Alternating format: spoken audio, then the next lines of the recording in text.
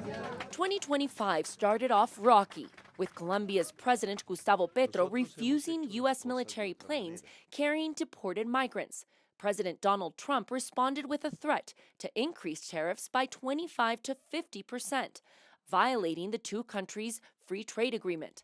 The crisis was quickly overcome through diplomatic means, as Colombia agreed to demands.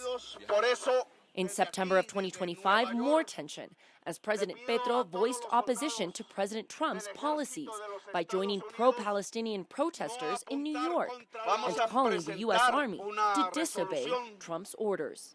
We've never seen a president speak so forcefully and supremely, stopping with a megaphone in a New York park to urge the army and, let's say, the American soldiers to disobey Trump.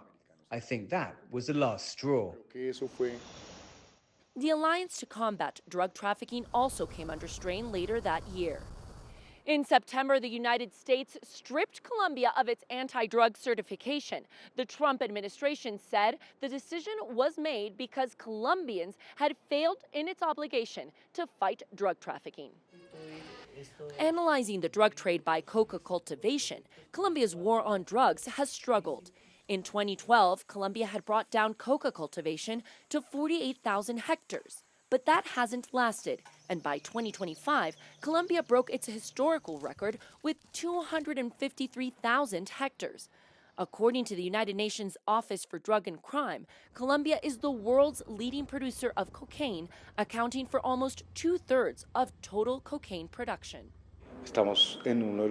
We are at one of the worst moments in narco-trafficking in the country and in the world, because this isn't just a Colombia problem.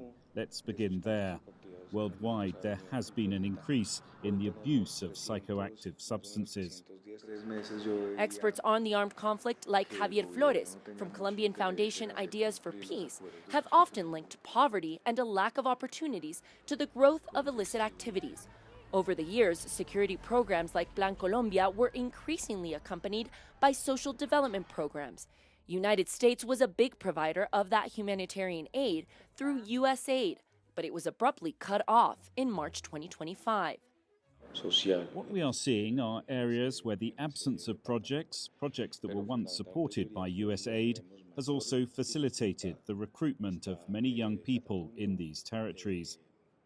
The blow is very hard, especially when it comes to thinking about innovation, thinking differently, thinking outside the box, being able to experiment, because U.S. aid's flexibility allowed that kind of approach.